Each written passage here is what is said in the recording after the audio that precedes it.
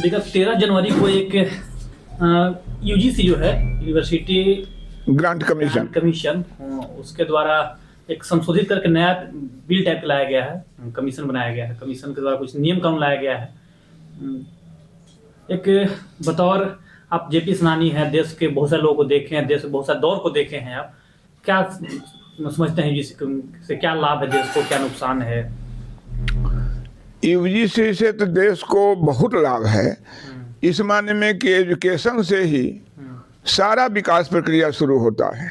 Education विभाग से ही parliament के मेंबर हों या साइंटिस्ट हों, इंजीनियर हों, आईएएस हों, आईपीएस हों, तमाम लोगों का उद्गम स्थान है कॉलेज, महाविद्यालय, यूनिवर्सिटी, और उसका ग्रांट कमीशन ही है।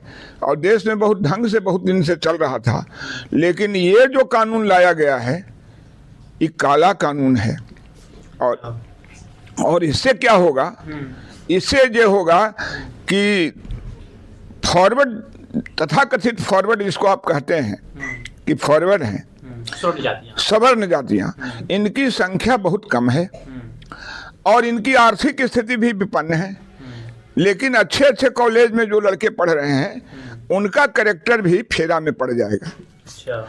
वो जो एससी एसटी के अंदर आने वाले लोग इसका दुरुपयोग करेंगे।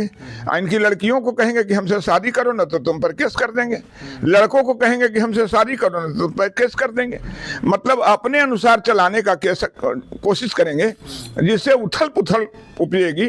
और गवर्नमेंट और भाजपा के शासनकाल में ये सबसे काला कानून है और देश को बहुत क्षति पहुंचाएगा और इससे जातीय उन्माद भी पैदा लेगा और बहुत नुकसानदेह ये है। इस नुकसान होगा, लेकिन भाजपा क्या नुकसान होगा? आपको भाजपा क्या लगता है? देश का जब नुकसान होगा और देश का इस समय शासक वर्ग है भाजपा, तो भाजपा को सबसे भारी नुकसान होगा। जो स्थिति इंदिरा जी का हो गया था आपातकाल में, आपातकाल के बाद चुनाव में जो इंदिरा जी का हो गया था, वैसी स्थिति का सामना करना पड़ेगा भाजपा को।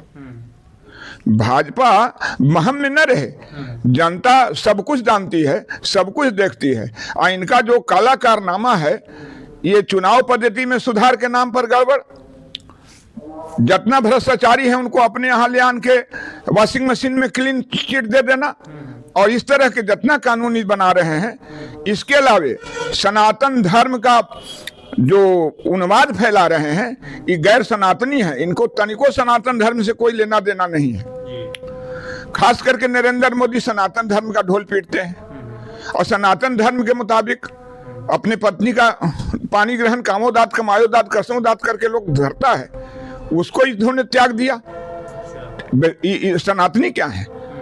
ये सनातनी नहीं है, ये सनातन का ढोंग करते हैं। यूजीसी पे आते हैं, यूजीसी जो है इस पे आते हैं लोग। यूजीसी में अब क्या हो सकता है, क्या चाहेंगे? जो स्वर्ण समाज के वहाँ जो विधायक है, नेता हैं, मंत्री हैं, सांसद हैं, उनसे क्या अपेक्षा है, क्या उम्मीद है? उनसे हम अपेक्षा यही करते हैं कि वो लोग जो है से इसका विरोध करें और विरोध करके इस कानून को प्रेशर देके बदलवा में नॉर्मलाइज, देखिए सभी धर्म का, सभी कास्ट को वेलकम करना चाहिए, तभी अच्छा से शासन और सुशासन चलता है।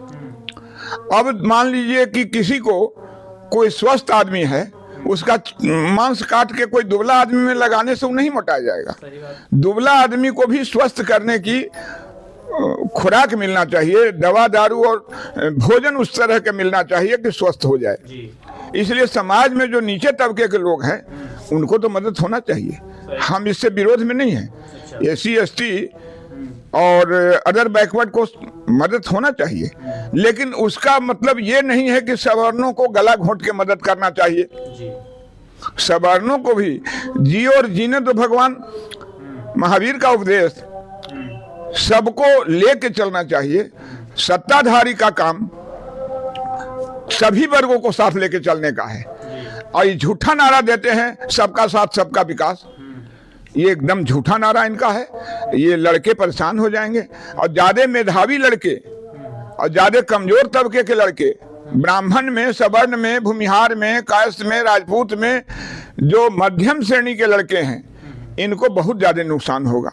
अच्छा, जो असली प्रोफेसर हैं उनको क्या नुकसान होगा? उनको भी नुकसान होगा? प्रोफेसर को नुकसान होगा कि एगो दूसरा प्रोफेसर जो SC/ST का है वो कहेगा कि हमको जातीय सूचक ऐसे कहा और वैसे कहा, तो वो भी फेरा में पड़ जाएंगे। शिक्षक भी लागू होगा?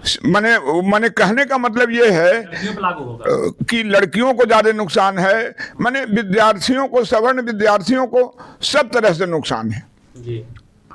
आई देश में अफरा तफरी, इसकी जरूरत क्या थी? सही बात। इसकी जरूरत तो नहीं थी। UGC तो अपना काम कर रहा था। UGC में और सुधार लाने की भले जरूरत है कि समय पर सभी कॉलेज को ग्रांट मिले, समय पर सभी कॉलेज। UGC पे स्वर्ण जाति के नेताओं और मतदाताओं को क्या मतलब संदेश देंगे? क्या उनसे अनुरोध करेंगे आप? क्या कहेंगे? क्या सलाह देंगे उन्हें? क्या करना चाहिए इस वक्त पे, इस मौके पे उन्हें क्या करना चाहिए? उन्हें आंदोलन करना चाहिए, रोड उतरना चाहिए, या फिर बस इंतजार करना चाहिए समय का? देखिए, शांतिपूर्ण अहिंसक आंदोलन सब विरोध का सबसे उत्तम साधन है। अच्छा। शांतिपूर्ण अहिंसक आंदोलन से ही देश आजाद हुआ। महात्मा गांधी, जवाहरलाल नेहरू आदि को कतनों लोग गाली दें, लेकिन उन्हीं लोगों के वजह से ये देश आजाद हुआ।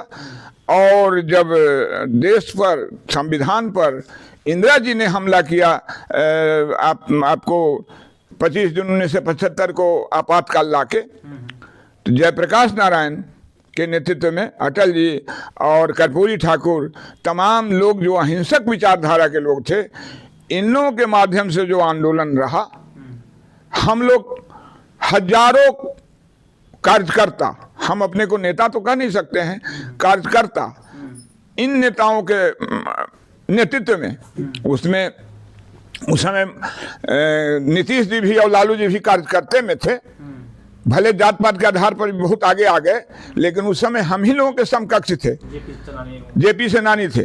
बल्कि गया जेल में, जेल यूनियन के जो JP सेनानी हम लोग हैं, मतलब DAR 69 और मीसा को जो बंदी थे, उसमें हम सेक्रेटरी थे। तो कहने का मतलब ये है कि ये सब लोग जो शांतिपूर्ण ढंग से आंदोलन किया, तो आंदोलन की वजह से परिवर्तन हुआ। क्रांति कहते हैं परिवर्तन को, और परिवर्तन जनहित के लिए होना चाहिए, न कि निजी स्वार्थ और शासन के लिए। जो मोदी जी का मंत्र है और अमित शाह का मंत्र है, ये निजी स्वार्थ में ये लोग परिवर्तन करते हैं।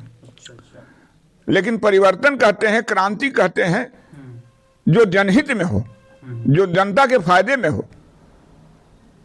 तो ये थे JP सेनानी अरविंद पांडे जी। उन्होंने भी जेल गए हैं देश के लिए और अपनी लड़ाई लड़ी है। बाकी अपनी प्रतिक्रिया आप कमेंट में दीजिएगा। फिलहाल इतना ही, मुझे दीजिए इजाजत।